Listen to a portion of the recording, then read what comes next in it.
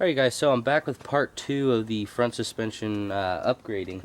What has happened since last time is not much. All I did was pretty much I finished cleaning up the sway bars and the sway bar frame mount, so I'll show you those. So I didn't spend too much time cleaning them up. I just kind of got all the nasty paint off of it and stuff. There's still a little bit of like surface rust on it, but it's not much. It doesn't need to be perfect because after all it's just going underneath the car. So I got all that set up and now I just gotta lay some paint on that. For paint I got this stuff. It's VHT roll bar and chassis paint. It's supposed to be like chip resistant, heat resistant, rust resistant, so this will keep it nice and clean when it's underneath the car. So I'll show you that in a minute.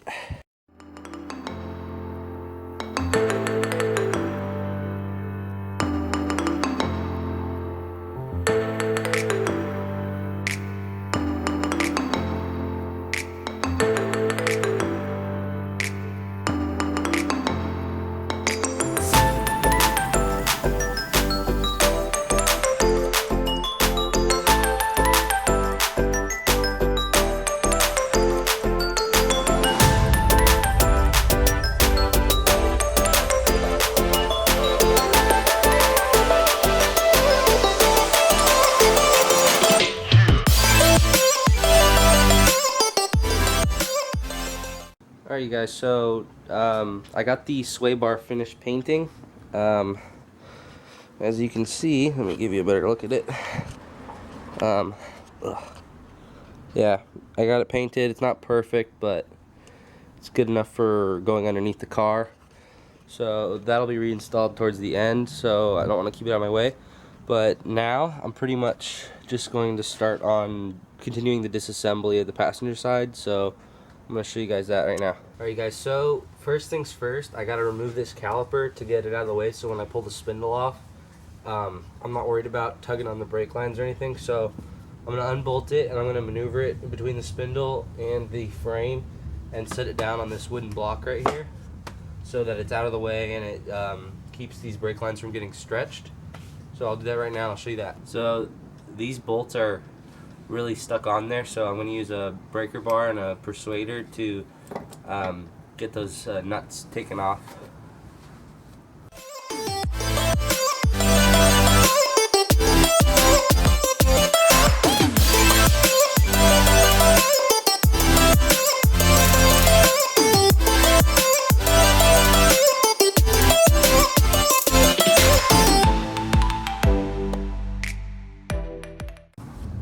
Alright, so now that the caliper is free, I'm going to stick this block of wood that's the same thickness of my rotor into between the brake pads so that they don't close on me.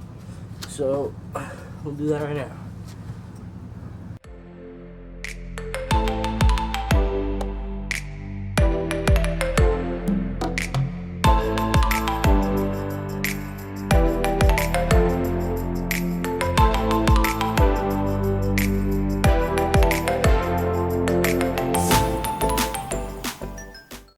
Alright guys, so I'm going to apologize for any noise in advance because it's Christmas Eve and there's a lot of people around in the neighborhood. But last time I left off, I said we were going to start taking the coil spring out, but I had to take a small break because the way that the Corvette is set up is the spring goes through the frame, so it you can't use like a standard spring compressor on the Corvette. So I'll show you that right here.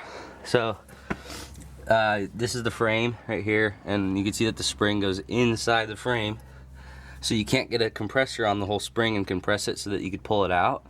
So I had to make like a specialty tool so that I can remove the spring safely without, you know, killing myself. So I'll show you that right here. So basically it's just a piece of all thread that I have two 12-inch pieces of all thread that I collected with a coupler, and I had some lock nuts on there. And then this is just a steel plate with some lock nuts holding it in place.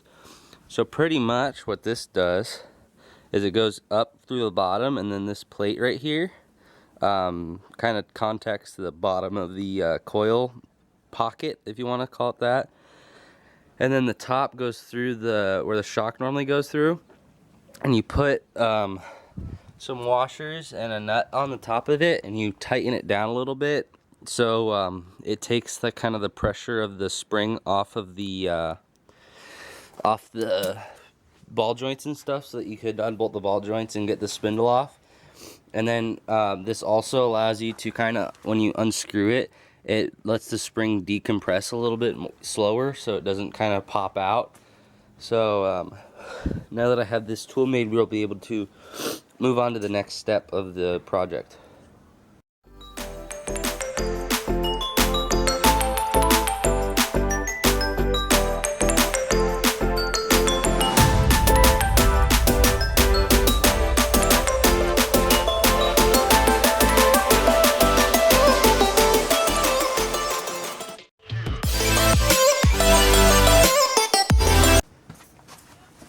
Alright, so now I got the pickle fork and the hammer. I'm going to bust these ball joints off.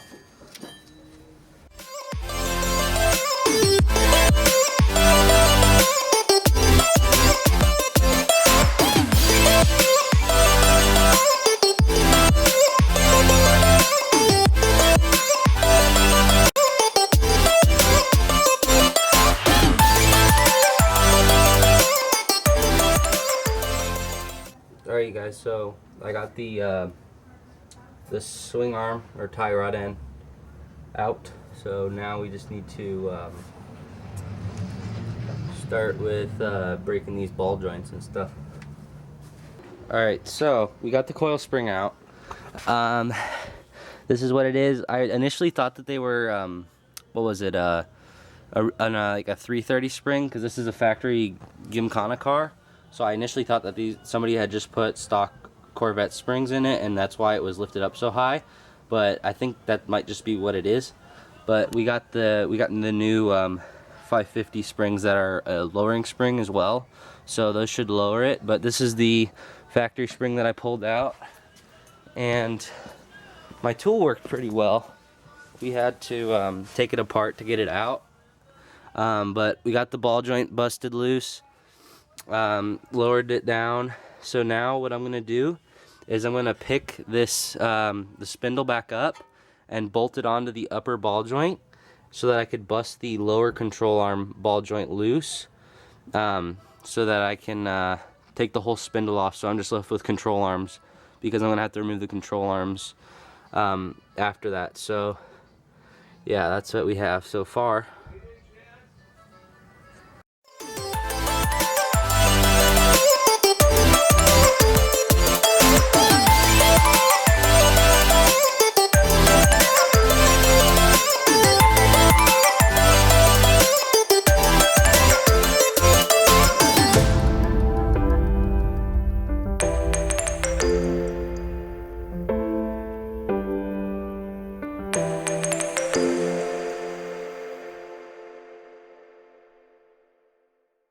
Alright, you guys, so I got the, I'm pretty sure I got the lower ball joint broken down. There's still some like gap right there, but I think it's just because I need to take that off. But I think once I fully disassemble it, it should all come apart. But I have to clean all this mess up right now. So tune in next week for the next part of this series. So I want to ask you guys if you could go down to the subscribe button, and if you're not subscribed already, please hit that subscribe button. And if you already are subscribed, please hit the bell icon, because I don't think all of you guys are getting notified that my videos are going up. So if you hit that bell icon, it'll tell you when each of my videos is coming up, so that you can watch the new one. So yeah, as always, thanks for watching. Subscribe, like, comment, let me know what you think, and I'll see you on the next one.